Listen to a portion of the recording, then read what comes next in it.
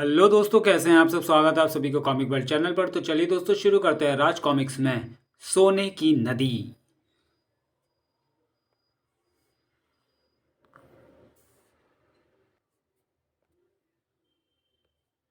सोने की नदी। चित्रपुर का राजा दुर्जन सिंह अपने नाम की तरह ही क्रूर और जालिम प्रवृत्ति का व्यक्ति था। उसके राज्य में कोई भी प्रसन्न नहीं था। किसी को भी छोटी सी बात पर मौत के घाट उतरवा देना ही उसका सबसे मनोरंजक खेल था। हमारे सामने सिर उठाने वालों का सिर इसी तरह कुचला जाता है।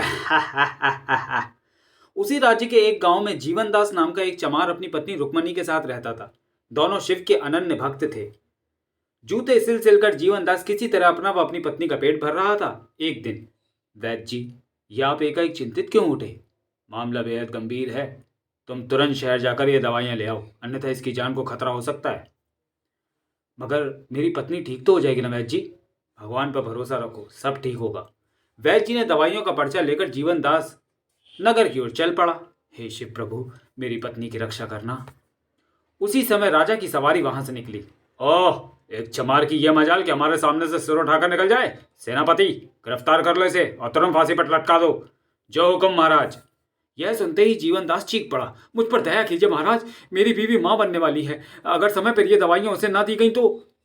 मगर उसकी एक ना सुनी गई और जल्लाद उसे पकड़कर फांसी के तख्ते पर ले चले। ऐसा जुल्म मत कीजिए महाराज, अगर मेरी पत्नी या बच्चे को कुछ हो गया तो प्रभु आपको कभी क्षमा नहीं करेंगे। फिर कुछ ही देर बाद सवारी आगे बढ़ाई जाए सेनापति। आगे बढ़ो। तभी राजा दुर्जन सिंह, जा, तुझे तेरे दुष्कर्मों का फल जीवनदास की संतान के हाथों भोगना होगा। आकाशवाणी सुनकर सभी चौंक गए। मैं उस बीज को ही खत्म करवा दूंगा जिससे वह जहरीला पौधा उगेगा। अगले ही पल उसने आदेश दिया, सेनापति, अगर इसकी बीवी के कोई संतान जन्म ले चुकी हो तो उसे तुरंत ही ले जाकर किसी नदी में बहा दो। ऐसा ही होगा महाराज। फिर कुछ ही देर में सेनापति कई सैनिकों के साथ जीवनदास के घर की ओर चल पड़ा। अब देखता हूं वह भविष्यवाणी कैसे सत्य होती है। उधर जीवनदास की पत्नी प्रसव वेदना से चिल्ला रही थी। स्थिति की गंभीरता को देखते हुए वैद्य जी संग की दाई को शीघ्र बुला लाए। जीवनदास अभी तक नहीं लौटा। हे प्रभु, माँ बच्चे की रक्षा करना। थोड़ी देर बाद, लड़का हुआ है वैद्य जी, और अब घबराने की कोई बात नहीं है। ओह, तेरा लाख लाख शुक्र है प्रभु। सुनो दाई, ये दवाइयाँ थोड़ी थोड़ी देर बाद रुक्मणी को देती रहना, समझी? और हाँ, जब जीवनदास लौट कर आए तो उससे कह देना कि अब उन दवाइयों की जरूरत नहीं रही। जी बहुत अच्छा, आप निश्चिंत होकर जाएं। लेकिन अभी वैद्य जी ने कदम घर से बाहर भी नहीं निकाला था कि कराहने का स्वर सुनकर वैद्य जी पुनः रुक्मणी के पास पहुंचे। मुझे लगता है जैसे रुक्मणी जुड़वा बच्चों की मां बनेगी। मुझे भी ऐसा ही लगता है, पर कहीं। ओह, ठक ठक ठक। ओह, शायद जीवनदास लौट आया। मैं अभी दरवाजा खोलती हूँ। लेकिन जैसे ही दाई माँ ने द्वार खोला, अरे हट बुढ़िया, जहरा सांप का बच्चा, छीन लो उसे। सांप के बेटे को जीवित नहीं छोड़ा जाएगा। हा हा हा हा हा। इधर दे इस बच्चे को। नहीं नहीं, मेरे बच्चे को मुझसे मत छीनो। ये कैसा जुल्म है? क्यों एक अबोध बालक को उसकी मां से जुदा किया जा रहा है? मेरा बच्चा। तेरी ये हिम्मत की राजकार में हस्तक्षेप करे? सिपाहियों, खत्म कर दो इस गुस्ताख को। फिर बच्चे को लेकर सेनापति नदी की ओर चल पड़ा। हाय मेरा बच्चा, कोई बचाओ उसे उन जालिमों से। हे प्रभु, ये सब क्या हो रहा है? ओह, मुझे लगता है इन जालिमों ने जीवनदास को मार डाला है। ये जालिम तुम्हारे दूसरे बच्चे को भी मार डाले, इससे पहले ही तुम दोनों जितनी जल्दी हो सके ये गांव छोड़कर कहीं दूर चली जाओ। और इसी के साथ वैद्य जी के प्राण पखेरु उड़ गए। फिर आवश्यक वस्तुएं एक थैले में भरकर, चलो रुक्मणी, अब यहाँ रुकना खतरे से खाली नहीं। सबकी निगाहों से छिपते छिपाते दोनों एक घने जंगल में जा पहुंचे। आओ रुक्मणी, शायद इस कुटिया में ही हम कोई हमदर्द मिल जाए। कुटिया से कुछ ही दूर रुक्मणी बेहोश होकर गिर पड़ी। कोई है? अरे अंदर कोई है? क्या बात है माई, कौन हो तुम? दाई माँ ने उन साधु महात्मा को रुक्मणी के बारे में जल्दी जल्दी बताया। देर करना उचित नहीं, चलो उसे सहारा देकर तुरंत कुटिया के भीतर ले आए। और कुछ देर बाद भगवान का शुक्र है कि सबका ठीक ठाक हो गया। ओह, मेरा बच्चा। आप धन्य हैं गुरुदेव। अगर आप समय पर हमारी मदद ना करते तो न जाने क्या हाल होता। ईश्वर के हुक्म के बिना कुछ नहीं होता बेटी। और अब तुम यहीं रहकर अपने बच्चे का पालन पोषण करो। हाँ, और इसे काबिल बनाओ जिससे एक दिन यह अपने पिता और भाई की हत्या का बदला ले सके। उसके बाद दाई माँ अपने गांव लौट आई। उधर सेनापति विलोम सिंह, हा हा हा हा हा, ना रहेगा बांस। और अब ना बजेगी बांसुरी। चलो, नाव को वापस किनारे की ओर ले चलो। महाराज ये खबर सुनकर अवश्य बहुत प्रसन्न होंगे। बक्से में बंद रुक्मणी का पहला बच्चा नदी में बहता चला जा रहा था। ओम नमः शिवाय। तैरता हुआ वो बक्सा मुनि राजनाथ से आकर टकराया। ओ ये क्या? अरे बक्सा, क्या हो सकता है इसमें? हे प्रभु, इसमें तो नवजात शिशु है। तभी भक्त राजनाथ। आ, किसने पुकारा मुझे? हमने तुम्हें पुकारा भक्त। प्रभु, आप आपके दर्शन पाकर आज मेरा जीवन सार्थक हो गया प्रभु। भक्त राजनाथ, इस बच्चे की न केवल परवरिश अब तुम्हें करनी होगी, बल्कि इसे किसी दुष्ट पापी का संहार करने के काबिल भी बनाना होगा। मैं इस बच्चे को पाकर धन्य हो गया प्रभु। इतना सुनते ही शिव अंतर्धान हो गए। उसी रात महल में भी रानी पद्मावती ने एक नन्हे से राजकुमार को जन्म दिया, किंतु वह कुबड़ा व बदसूरत था। उफ, कुबड़ा राजकुमार? जी हाँ महाराज, शायद ईश्वर को यही मंजूर था। हरगिज नहीं, इस बदसूरत बच्चे का बाप कहलाकर मैं अपना मजाक नहीं उड़ पाऊंगा। क्या मतलब महाराज? सुनो दाई, इस रहस्य को अभी केवल हम दोनों ही जानते हैं। इससे पहले की बात पहले मैं रातों रात ही इसे जंगल में फेंक आता हूँ। लेकिन महाराज, अब महारानी जी कभी मां नहीं बन सकेंगी। कुछ भी हो, हमें अपनी इज्जत इस बदसूरत बच्चे से अधिक प्यारी है। ध्यान रहे, अगर इस बात का पता किसी तीसरे को चला तो तुम्हारी खैर नहीं। मुंह बंद रखोगे तो लौटने पर हम तुम्हें ढेर सारा इनाम देंगे। लेकिन जब महारानी जी बच्चे के विषय में पूछेंगी तब कह देंगे बच्चा मरा हुआ पैदा हुआ। हे ईश्वर, राजकुमार की रक्षा करना। राजा दुर्जन सिंह बच्चे के साथ महल के गुप्त द्वार से बाहर निकल गया। चलते चलते वह जंगल में जा पहुंचा। यहीं ठीक रहेगा। अभी वह उस बच्चे को वहां रखने ही जा रहा था कि बच्चे के रोने की आवाज आवाज की दिशा में कुछ दूर जाने पर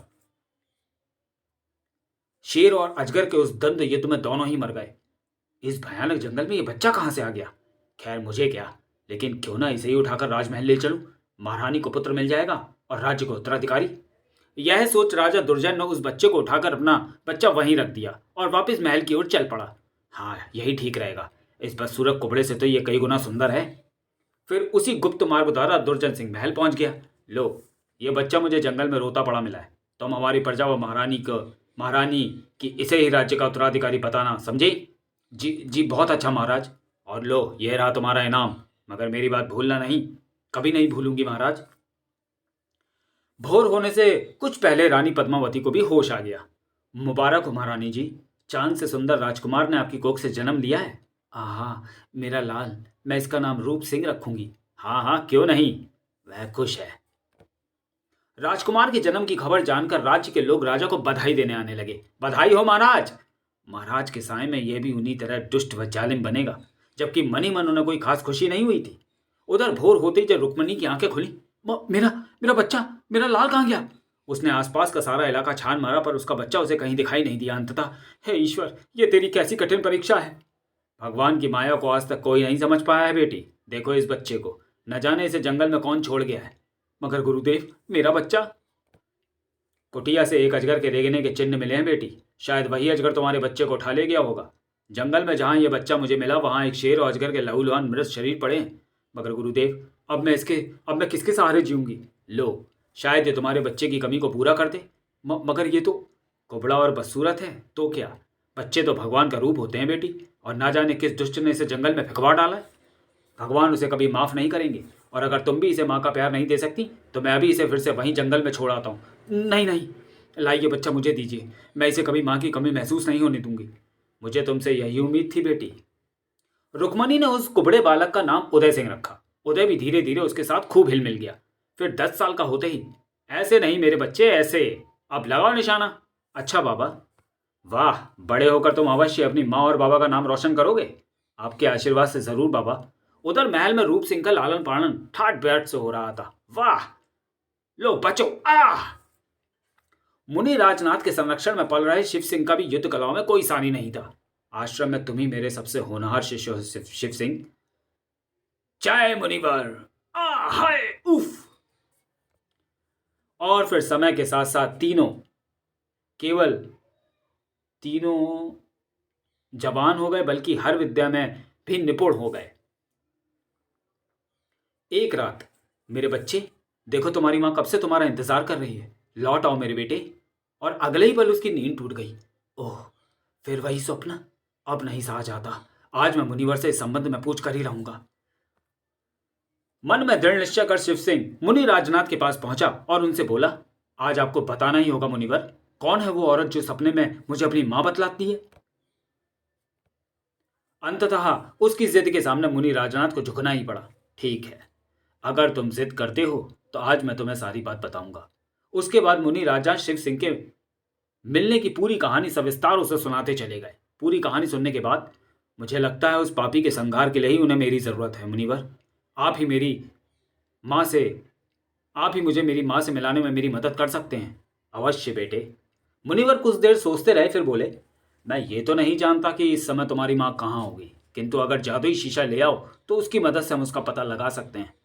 जादुई शीशा? तो क्या माँ को पाने के लिए मैं आकाश के तारे भी तोड़कर ला सकता हूँ? आप मुझे केवल ये बताइए कि ऐसा शीशा कहाँ मिलेगा। पूर्व की ओर 1 महीने की कठिन यात्रा के बाद एक सोने की नदी पार करने पर तुम सिर विहीन मानवों के देश में पहुंचोगे। इस देश के किले में वह जादुई शीशा है। मैं वह शीशा अवश्य प्राप्त करूंगा, लेकिन ध्यान रहे, सोने की नदी के स्पर्श का मतलब है एक भयानक मुसीबत। मुझे आशीर्वाद दीजिए मुनिवर, मैं तुरंत ही सफर पर निकल पड़ना चाहता हूँ। जरूर। और लो, ये 4 फूल अपने पास रख लो। इन फूलों में किसी को भी बेहोश कर देने की अद्भुत शक्ति है। बहुत अच्छा मुनिवर। उसके बाद शिव सिंह अपने घोड़े पर सवार होकर एक कठिन यात्रा पर निकल पड़ा। उसकी रक्षा करना प्रभु। उधर राजा दुर्जन सिंह के कुशासन में, मेरा हाथ छोड़ कमीने, हा हा हा हा हा, छोड़ दे मेरी बेटी को लफंगे, वरना मैं तेरा खून पी जाऊंगी। माँ माँ, पीछे हट बुढ़िया। आ माँ बचाओ, आई, हा हा हा हा हा, बचाओ बचाओ, हाँ मेरी बच्ची। तभी, छोड़ दो उस लड़की को, वरना अपनी जानों से हाथ धो बैठोगे। कौन हो तुम लोग? राजकार में हस्तक्षेप का अंजाम नहीं जानते? अपनी इन बहनों की रक्षा के लिए अगर मैं राज्य के सभी कानून भी तोड़ देने पड़े तो तोड़ेंगे, मगर अब जनता पर तुम्हें और जुल्म नहीं करने देंगे हम। तो चलिए दोस्तों, वीडियो को यहीं समाप्त करते हैं और मिलते हैं सोने की नदी के दूसरे भाग में अगले वीडियो में। तब तक के लिए धन्यवाद।